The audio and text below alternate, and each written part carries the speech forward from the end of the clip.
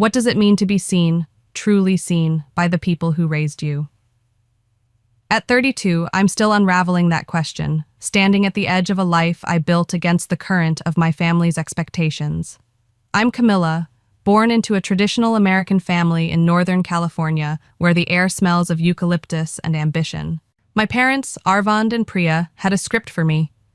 Ace high school, attend Stanford or Berkeley, become a doctor or lawyer, marry young, and settle within 30 miles of their San Mateo home, close enough for them to drop by and critique my kitchen organization.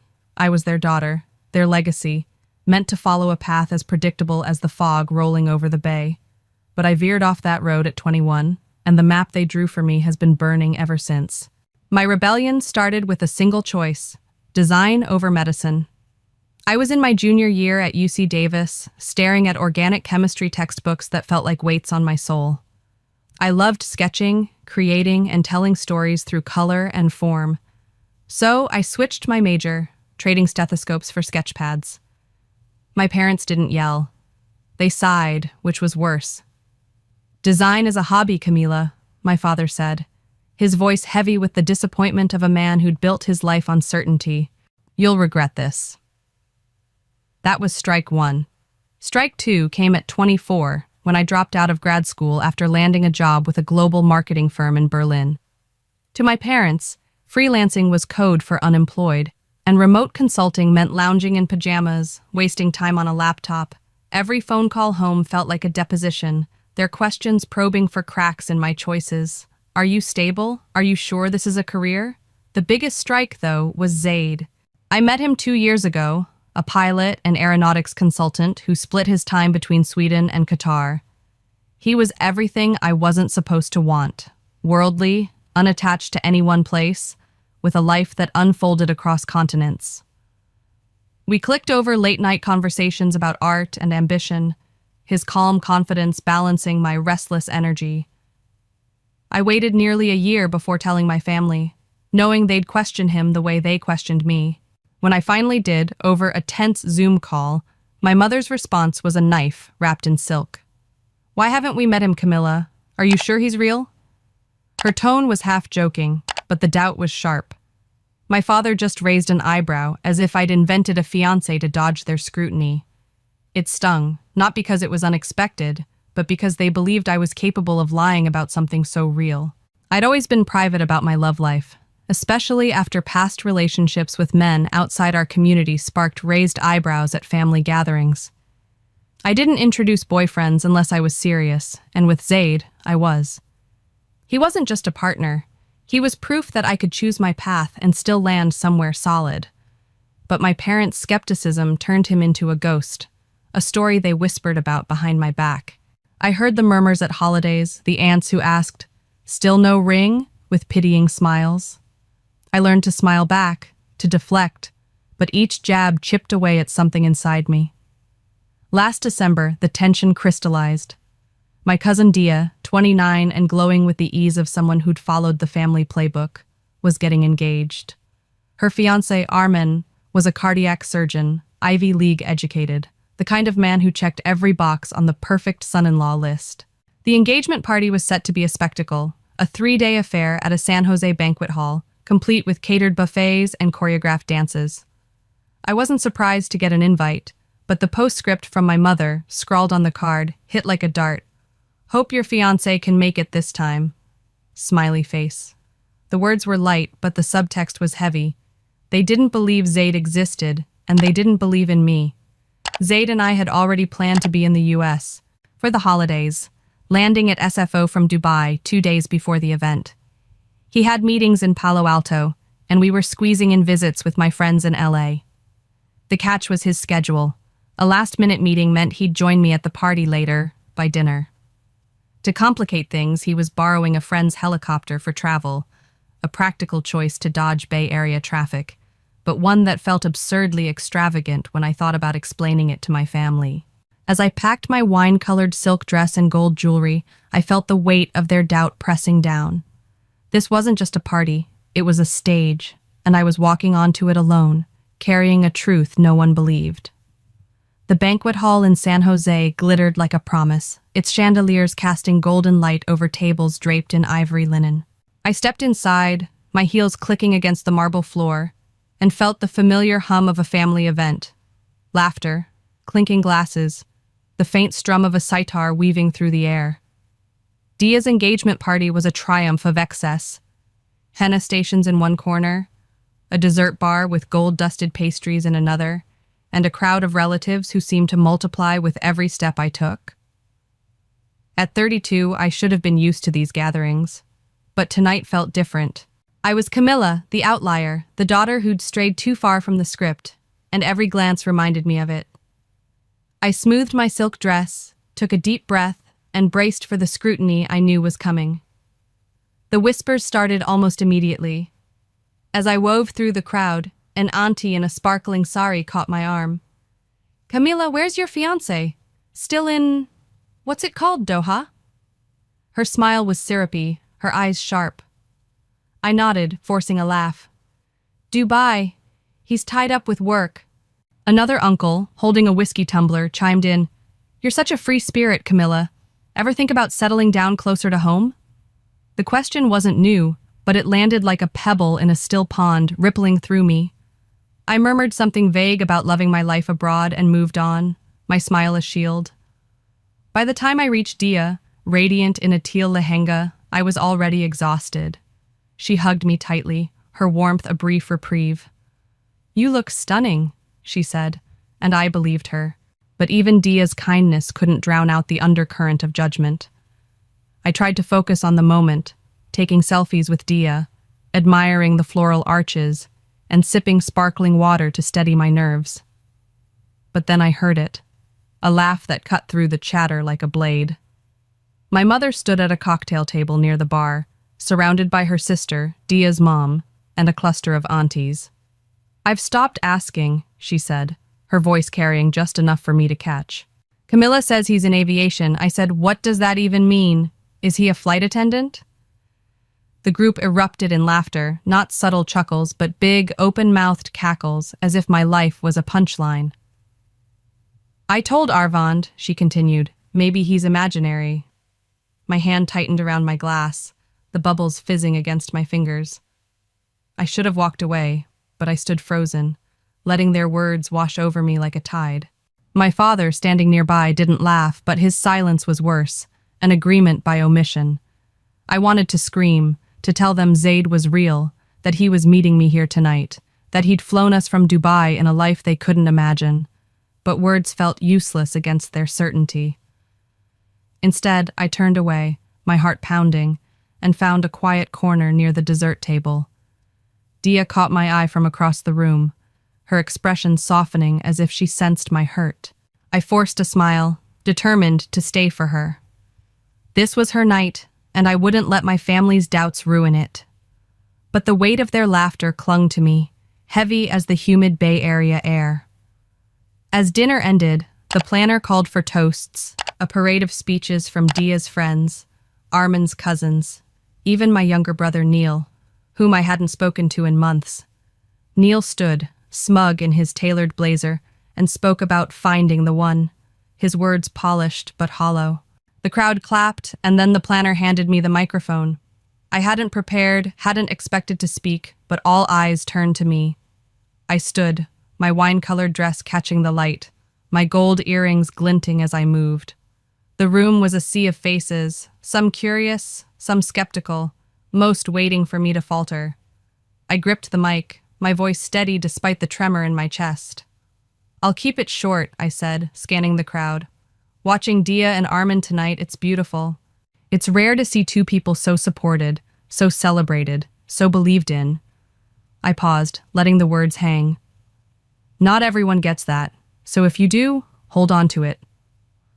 The room offered polite applause, a smattering of claps that felt like pity. I handed the mic back and sat, my heart still racing. My mother's eyes met mine briefly, her half-smirk unchanged, as if my words were just another performance.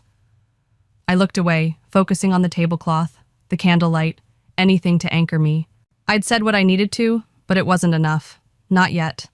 The murmurs resumed, the party swelling around me. I checked my phone, hoping for a text from Zaid, but the screen was blank. He'd promised to be here by dinner, but his meeting had run late, and the helicopter plan, practical but absurd, made timing tricky. I pictured him landing somewhere nearby, his windswept hair an easy grin, and held on to that image like a lifeline. The night wasn't over. I just had to wait, to endure the glances and the whispers a little longer. But as the music shifted to a slower beat and the crowd began to mingle again, I felt the weight of their doubt pressing harder. I was still alone, still the daughter they didn't believe in, and the clock was ticking. A faint thrum broke through the clatter of dessert plates and laughter, like a pulse in the distance. At first, I thought it was my imagination, a trick of nerves frayed by the night's scrutiny, but the sound grew louder, unmistakable, a mechanical heartbeat cutting through the San Jose banquet hall's glow. Heads turned, murmurs rippled, and I felt a spark of certainty ignite in my chest. Zaid was here. The helicopter's rotors were no longer a promise but a reality, and as the crowd stirred, I stood rooted, my sparkling water trembling in my hand. This was the moment I'd been holding my breath for, the pivot where doubt would meet truth.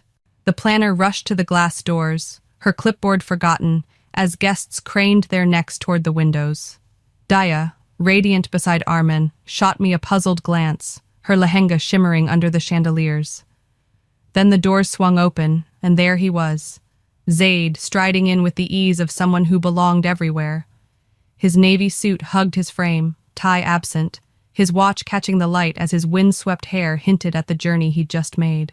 "Sorry I'm late," he said, his grin disarming the room. "Had to park the helicopter." A gasp, sharp, involuntary, came from someone nearby, maybe an auntie clutching her sari. The absurdity of his entrance, practical yet theatrical, hung in the air like a spell. He crossed the room to me, his eyes locking onto mine, and kissed my forehead, a gesture so tender it silenced the chaos in my head. "Did I miss your toast?" he asked softly, his voice steady despite the eyes boring into us. "No," I said, my lips curving into a smile I couldn't suppress. "You're right on time." The room shifted in that moment, the weight of 100 skeptical glances lifting. I didn't need to look around to feel it. The air no longer carried the sting of pity or judgment. Curiosity replaced doubt, and for the first time that night I stood taller, my silk dress no longer a shield, but a statement. Zaid turned to the nearest table, where my mother stood, her dupatta clutched tightly in her hands. "Priya, it's wonderful to finally meet you," he said, extending a hand with warmth that felt effortless. Her mouth parted, a flicker of disbelief crossing her face before she took his hand, her grip hesitant. "Oh yes, of course," she managed, her voice the same clipped tone she used for neighbors she tolerated but didn't trust. My father, a few steps behind, met Zaid's handshake with a nod. "Arvand," Zaid said, unfazed, "I've heard so much about you." My father's jaw tightened, his eyes assessing Zaid like a rival in a boardroom, but he said nothing, only nodded back. The crowd buzzed, relatives leaning closer, their whispers now tinged with intrigue. "Aviation, you say?" an uncle asked, his whiskey tumbler forgotten. Zaid nodded, casual but commanding. "Mostly consulting now. Projects in Europe, the Gulf. I still fly when I can. Keeps me grounded, ironically." A few laughs broke the tension, not because the line was clever, but because the room was recalibrating. I wasn't the delusional daughter anymore, the one who'd spun a fiancé from thin air. I was Camilla, whose partner had descended from the sky, rewriting the narrative they'd crafted about me. I stood beside Zaid, my hand brushing his, and felt the storm inside me quiet. This wasn't just about the helicopter, though its roar still echoed in my mind. It was about presence, about showing up in a way no one could ignore. As Zaid fielded questions from a curious cousin, I caught Dia's eye. She winked, her smile a silent cheer. The night wasn't mine to steal, but I'd claimed a piece of it, and that was enough. For now, I let the moment carry me, knowing the real work of facing my family's recalibration lay ahead. The chandeliers still glittered, but the light felt different now, sharper, as if the room had tilted on its axis. Zaid's arrival had cracked the facade of the engagement party, and I stood in the aftermath, watching my family scramble to adjust. At 32, I'd spent years bracing for their judgment, but tonight, I was the one holding the reins. The crowd's curiosity buzzed around us, relatives circling Zaid like moths to a flame, their questions about his work laced with awe. I stayed close, my wine-colored dress catching the light, my heart steady but alert. This wasn't the end of the storm. It was the eye, calm but fleeting, and I needed to navigate what came next. My aunt, Dia's mom, stood frozen near the bar, her sari glinting as she struggled to rearrange her expression. She'd laughed the loudest at my mother's imaginary fiancé jab, but now her eyes darted between Zaid and me, searching for a script she hadn't rehearsed. My mother, meanwhile, fidgeted with her dupatta, her half-smirk replaced by a nervous twitch. When Zaid greeted her, she'd managed civility, but I saw the cracks, her hands twisting the fabric, her gaze flickering to the floor. My father was smoother, his handshake firm, but I caught the tension in his jaw, the way he sized Zaid up like a deal he hadn't vetted. They weren't ready for this, for him, for me. Zaid, oblivious to their unease, charmed a group of second cousins with a story about a project in Qatar. "It's less glamorous than it sounds," he said, his laugh easy. "Mostly spreadsheets and jet lag." The cousins nodded, captivated, their earlier skepticism forgotten. I watched, a quiet pride swelling in my chest. He didn't need to prove himself, but his presence did it anyway, rewriting the story they'd told about me. Yet I knew this wasn't a resolution. It was a shift, and the real test was how my family would respond when the spotlight dimmed. Neil, my younger brother, approached during dessert, his blazer still crisp from his smug toast earlier. "So that's your guy?" he said, nodding toward Zaid, who was now chatting with an uncle about aviation logistics. I met Neil's gaze, tired but unwilling to let the moment slip. "Yeah, that's Zaid," I said, my voice even. He gave a short laugh, his eyes flicking to Zaid's circle. Didn't think he was real, to be honest. The admission hung between us, blunt and unapologetic. I could have pressed him, demanded more, but I didn't. "Yeah," I said, turning away.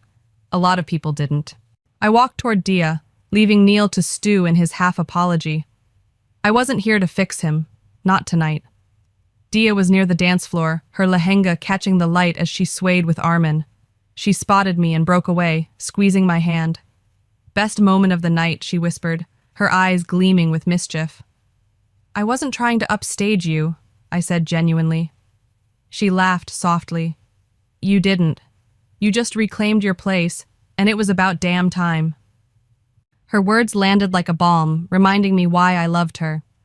Dia had always been my ally, her rebellion quieter than mine, but no less real.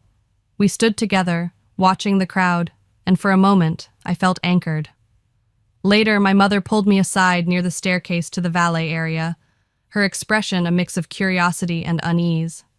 "Why didn't you tell us he was coming?" she asked, her voice low. I shrugged, my arms crossed. Would it have changed anything? She hesitated, her fingers brushing the edge of her dupatta. "I just didn't realize," she said. "What didn't you realize?" I pressed, my tone calm but unyielding. She looked down, then back at me. "I didn't realize he was this serious." The words were clumsy, but they carried the weight of every unspoken doubt, every moment she'd dismissed my life as a phase. "I'm glad you came," she added after a beat. "Me too," I said. And I meant it, not for her, but for me. Zaid found me later on the rooftop garden, a quiet oasis above the banquet hall's chaos. The Bay Area skyline glittered in the distance, the air cool against my skin. He wrapped his arms around me from behind, his chin resting on my shoulder. "How'd it go?" he asked, his voice a steady anchor. I smiled, watching the city lights. "Better than I expected," I said. "Worse than it should have had to be." He didn't reply immediately, just held me closer. "They'll catch up," he said finally. "I'm not waiting," I replied, my voice firm. "I know," he said, and we stood there, the music below fading into a softer rhythm. The night had shifted something fundamental, not just in my family's eyes, but in mine. I wasn't invisible anymore. Not to them, and not to myself.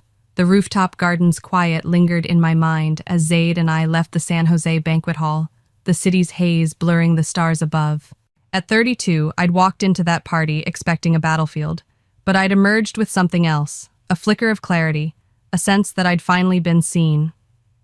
The drive back to our hotel was silent, not heavy but peaceful, Zaid's hand resting on mine as the Bay Area's lights streaked past. Yet, as we settled into the rhythm of the days that followed, I felt the weight of what hadn't been said, the gaps my family still hadn't bridged. Their doubt had cracked, but reconciliation wasn't a single night's work. It was a slow, uneven dance, and I was learning the steps. Back in California, the shift began in fragments. My father, always more reserved than my mother, sent me a text a few days later, a link to a Forbes article about urban development. Reminds me of one of your projects. Interesting read. I stared at the message, the cursor blinking in my reply box. It wasn't an apology, but it was an olive branch, the first time he'd acknowledged my work without a caveat. I typed a quick thanks, I'll check it out, and left it at that, unwilling to overplay the moment. Then came my mother's move, subtle but loud in its way. In our family group chat, she posted a photo from the engagement party.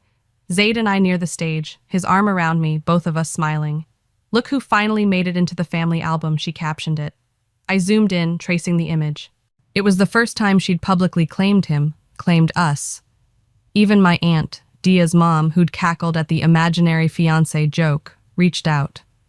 A Facebook friend request popped up, followed by likes on my old travel photos, Jordan's red sands, Croatia's turquoise coast. I didn't accept the request, not yet, but I noted it. A small concession from someone who'd never bothered before. Neil, my brother, was the boldest. His text came late one night. "Hey, sorry if I've been a jerk." That was impressive. I read it twice, my thumb hovering over the keyboard. "Not sure if that's an apology or a TED Talk intro," I replied. "Let's go with both," he shot back. I didn't respond, but I saved the message, letting his sarcasm soften into something like sincerity. These gestures weren't grand, but they were cracks in the wall, and I felt them widening. A week later, I visited my childhood home in San Mateo to pick up a box my mother had insisted I take. Jewelry from my grandmother, a shawl, a pressure cooker she swore was too precious to ship. Zaid waited in the car, scrolling on his phone, giving me space. Inside, the house smelled of incense and coriander, the hallway lined with framed photos. I stopped at a new one, Zaid and I at the party, our smiles bright against the banquet hall's glow. "Did you print this?" I asked as my mother appeared, her sari rustling. She glanced at the frame, then at me. "Dia emailed it. I liked it. It's a nice picture." Her voice was soft, almost cautious. I nodded. "It is." She adjusted a vase on the console table, though it didn't need adjusting. "I may have misjudged," she said finally, the words heavy with effort. "He seems thoughtful." I stood still, weighing her admission. It wasn't an apology, not fully, but it was the closest we'd come. "I never needed you to be impressed," I said, my voice steady. "I just needed you to stop assuming I was lying." She didn't argue, a rare silence settling between us. "You've always done things differently," she said. "That's hard for us, but maybe different doesn't mean wrong." I took the box, hugged her briefly, and left before we could overcomplicate it. In the car, Zaid glanced at me. "You okay?" I nodded. "Yeah." He didn't push, and I loved him for it. His silence was a kind of peace I'd learned to cherish. We flew back to Dubai days later, the warm, dry air greeting us like an old friend. The city's pulse, Arabic and English blending, skyscrapers glinting against the desert, felt like home in a way San Mateo never had. Our life resumed. Late dinners on the balcony, weekends at the marina, flights to meetings in Riyadh or Paris. I was Camila again, unapologetic, untethered, but something lingered, not anger or need for approval, but an itch for closure. My family's small steps were real, but they hadn't seen the full scope of what I'd built. I wanted them to witness it, not to validate me, but to understand what their doubt had cost. The Dubai skyline sparkled beyond the summit's glass walls. A a constellation of ambition that mirrored my own. At 32, I stood on a stage I'd earned, my white tailored pantsuit sharp against the spotlight, my voice steady as I addressed a room of entrepreneurs and executives. Months after Dia's engagement party, Zaid and I had been invited to this high-profile business summit. He to speak on aviation logistics, me to be honored for my branding consultancy's seven-figure milestone. I'd invited my parents with a handwritten note. You once asked if I was serious about my life. I'd like to show you what serious looks like. Now, they sat in the front row, their faces a mix of awe and unease, witnessing the woman I'd become. I'd asked to speak on resilience, and as I told my story, not the family drama, but the rejection, the audacity to build my table when no one offered me a seat, I felt the room lean in. Success isn't about approval, I said, my eyes grazing my parents. It's about believing in your work when no one else does. My mother's eyes glistened. My father clapped a beat longer than the rest, and I knew they saw me, not as their wayward daughter, but as Camilla, undeniable. Offstage, congratulations poured in. Investors, a minor royal, a tech mogul, while my father shook hands like he was at his conference. At dinner, my mother turned to Zaid, her voice soft. Thank you for standing beside her, for believing in her when we didn't. Zaid smiled, polite but firm, offering no absolution. Later, on our apartment's balcony overlooking the Palm, my father pulled me aside. You've done well, he said, his voice low. I didn't see it before, but you've built something. I met his gaze, the man who'd once called design a hobby. I know, I said. He nodded, then added, I'm proud of you. At 32, I didn't need those words, but they landed like a gift I hadn't expected. The revenge wasn't the applause or the view from my sleek apartment.